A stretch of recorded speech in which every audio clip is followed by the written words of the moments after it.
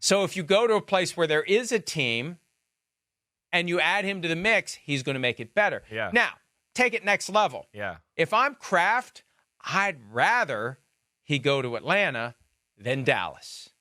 Because next year, I think he's going to Dallas as of right now. And there's a whole thing between Jerry Jones and Robert Kraft.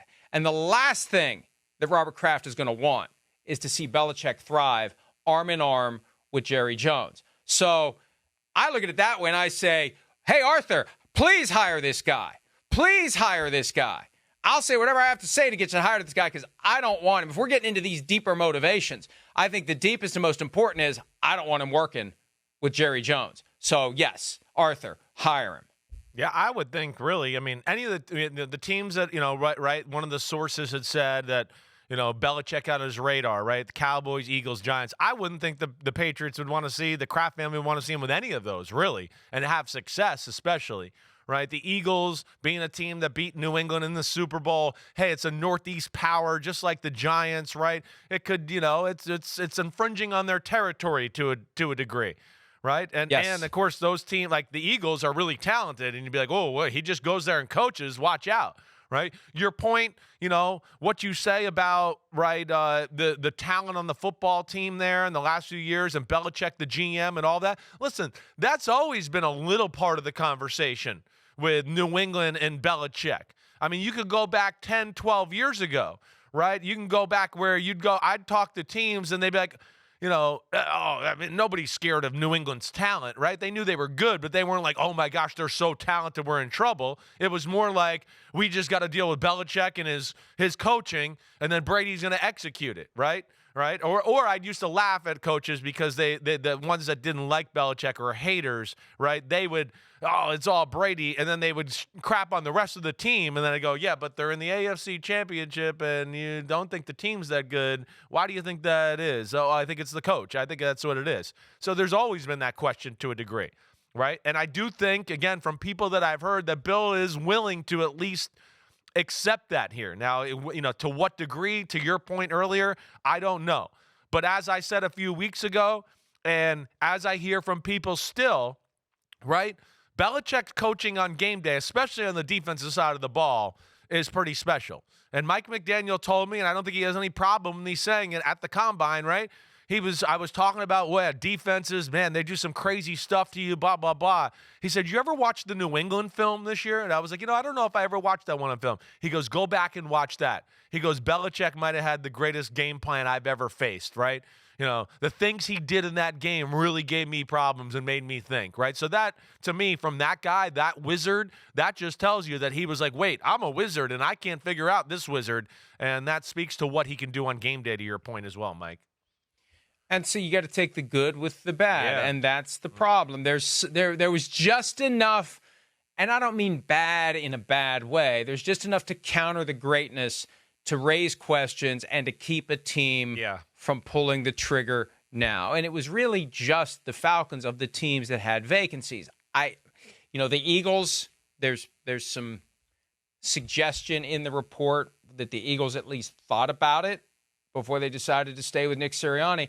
And look, back to this whole coaching versus running the show thing. There are some pretty strong breadcrumbs in there about Washington.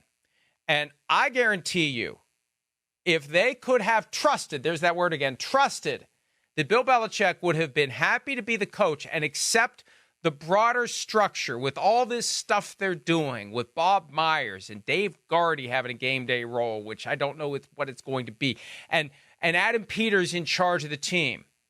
If Belichick would have stayed in his lane, if they could have trusted that, he would have been in play. Magic Johnson was advocating for Belichick to be the coach. Magic Johnson, one of the strongest personalities in all of sports, was advocating in the building for Belichick to be the coach. But the concern was he's not going to stay within the structure that we're trying to build here. Right, and people had concern about the commander structure too, right? I mean, I think that's fair to say too, right? I do think that's part of why Ben Johnson didn't end up there. Mike McDonald didn't end up there. I think a little bit, like you just said, you just explained 9 cooks in the kitchen there. I think there's some people who are like, whoa, I don't know about that place either, just to give that side of the story. Sorry, Mike. Commanders fans get upset because I try to point out the things that I see because they want to get drunk on this idea of, oh, it's not Dan Snyder. Everything's going to be great now. We're going to go win championships. I feel like they got a lot of cooks in the kitchen so Josh Harris can kind of run the show. Like you dilute the power with so many people that you're the guy that owns the equity. You're ultimately steering the ship because there's so many other captains looking around for guidance. And they're ultimately going to look to the ultimate captain, the guy who runs the show. So anyway, we'll get into that a little bit more later as well. So Washington was in play. Philadelphia was in play. Atlanta was in play, and nothing worked out. You mentioned the possibility next year. And that's the 2025 dance card. We had that draft recently where those were the top 3 picks. Cowboys, Eagles, Giants.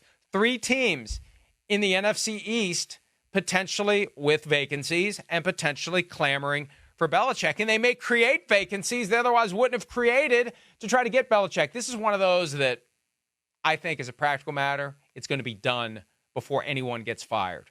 It's going to be done behind the scenes. In complete violation of the spirit, if not the letter of the Rooney Rule, this deal is going to be done because the Eagles, the Giants, the Cowboys, 2 of the 3 aren't going to just fire their coach for a roll of the dice. Now, I mean, I think McCarthy's done after this year, barring something highly unexpected. But I don't think the Giants or the Eagles are going to move on unless they're sure they're going to get Bill Belichick. I don't know. Man, now that I talk about it, scratch all that. I think the Eagles are the only ones that would hesitate to fire Sirianni unless they thought they could get Belichick. I think if the Giants are going to do it, they're going to do it. The Cowboys are going to do it, they're going to do it. But still, if you have any trepidation, if you have any uncertainty about whether or not to make the move, and it all hinges on whether or not you can get Belichick, you kind of want to know you're going to get Belichick before you do it. Yeah, I hear you there. It's the type of figure and Belichick and all of that when it comes to that type of stuff, right? I don't think there's going to be much left to chance.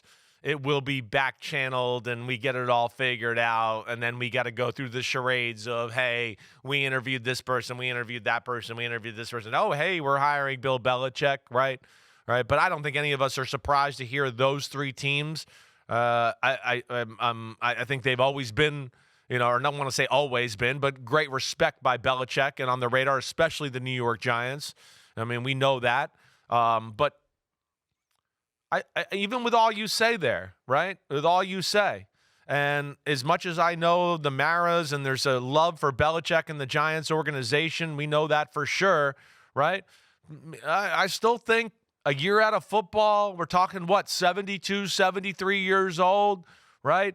Man, I still think there's teams that are going to look at it and think about the same things we're talking about right now is like, are we going to trust that he can give control to this, or is he just going to be too strong and overtake everything? I still think you're going to have a lot of those questions when it comes down to it next year. I think it's going to be entertained by a lot of people, but I still sit here and just go, I don't know if anybody will actually pull the trigger to ever hire Bill Belichick. I'm in the club that I sit here now, and that I think we've seen Bill Belichick coach his last football game. I'm more along those lines, and that we'll hear a song and dance every now and then, but I don't think anything's ever going to happen as we move forward. I think that it's going to be the Cowboys or the Giants or nobody. I think if the Eagles were going to do it, they would have done it this year. Yeah. I think Jeffrey Lurie will find a way to talk himself out of it again because he clearly talked himself out of it this time. The age factor can't be ignored. The idea that, he just wants 15 more wins to catch Don Shula, and then we got to go hire another head coach. He's only going to stay a couple of years. I mean, who knows how much longer he can patrol the sidelines. That's why George Halas stopped coaching in the 60s. He couldn't get up and down the sidelines anymore to go run and yell at the officials. Then you're going to have, what are you going to have? You got him coaching from the booth? That's not going to work. So you have to be physically able to stand for 3 hours. That's one of the things. Like you did the training camp tour at one point. I went to Minnesota when they opened the new facility, and we're standing out there watching practice. It's like, damn, like my back hurts. Yeah. Like you got to get used to standing up all the time. Yeah.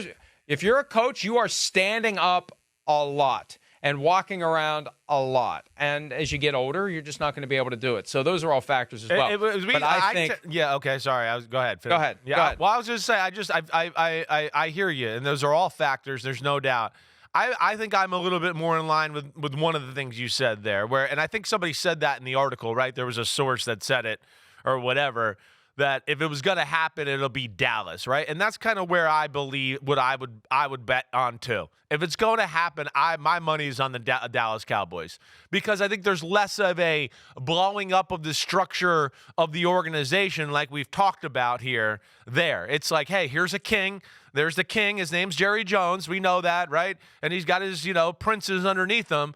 And they've got everybody else in line anyways. They tell the rest of everybody that they are the organization. And now it can just be, hey, new king, come in here and we'll talk and we'll figure it out here with two kings and the princes. And we don't have to worry. We never worried about these underlings anyways. They were always under our thumb. We're the kings and the princes around here. That's where I feel like that one would work a little bit more than maybe the Giants and Philadelphia, where you'd have a little bit of like, oh, I don't know, it might change us around completely from where we want to go, and how long is he going to be here, right? And we're going to change things around. That's where I feel like it'll scare teams ultimately. We do have a colleague who has direct experience working with and for Jerry Jones, who doesn't believe it'll ever work. Right. So yes, and I still owe him a cheeseburger. Because I thought it was happening this year. And look, I don't know. Is this just part of the Jerry Jones step right up and see the show? Because he's openly spoken about working with Bill Belichick already. While he has a coach who's entering the last year of his contract, you can't make this stuff up, folks. That's why the NFL, when they're not playing the games, is still fascinating. And the thing you were mentioning from the story, and this is another somewhat tenuous piece of reporting. A source who spoke with a longtime friend of Belichick said the friend wonders if the coach will have another opportunity. I don't think Belichick will ever be a head coach again in the National Football League unless it's for Jerry Jones. That's from the friend I who kind of feel that way too, right? Reporters. Yeah, right. And you scoffed when we did the draft of Belichick's destination next year, and one of my picks was no coaching anywhere. You gave me a hard time. You just said you don't think he's going to coach. Well, it was Belichick's destinations next year. The fun of the draft was to pick a team. It wasn't to pick none. I mean, that wasn't within the spirit of the rules of that draft. So that's why I didn't like that. But I don't necessarily disagree with that thought overall. I don't. Again, it's Bill Belichick. It's a strong personality coming in the organization. He's older and up there in years. The last few years in New England didn't look great, right? He's got a reputation of being cranky, and most of the league doesn't really know him or like him because of, in New England, they weren't, again, hey, we're going to be buddy-buddy with the other coaches before the game or anything that way, right? It was so standoffish, right? They've rubbed a lot of people the wrong way. I mean, there's a lot of coaches that you could talk to the last few years that are be like, oh, New England, Belichick, oh my gosh, I'm so sick of them and the way they treat people and act and blah, blah, blah, blah, blah. I mean, there's a faction in the league that is like, it is seething out of them that they can't stand the Patriots and the way they were for years and years and years, and that there's an arrogance that they invented football and all of that, right? That's the phrase I get. Oh, they think they invented football over there. So those are obstacles that are real and that he will have to overcome to get a new job. It happened initially with the media, and I think it happens within the broader football structure. The bill has come due from the way he has treated people all these years. And you can make excuses for him if you want, but he has not treated people well far more often than not. And this is part of the palate cleansing he has to do. Maybe this McAfee thing, we're going to talk about it later. Maybe this is part of his strategic effort to appeal to a certain demographic and get fans excited about the prospect of Bill Belichick being the head coach. He needs to do that, because people have to warm up to him. Yeah. They have to see a side of him they haven't seen before, and then he can go back to being a curmudgeon when it's time to coach again, if he ever coaches again. Hi, it's Mike Florio. Thanks for watching PFT on YouTube. Hit subscribe for the latest news and analysis from Pro Football Talk.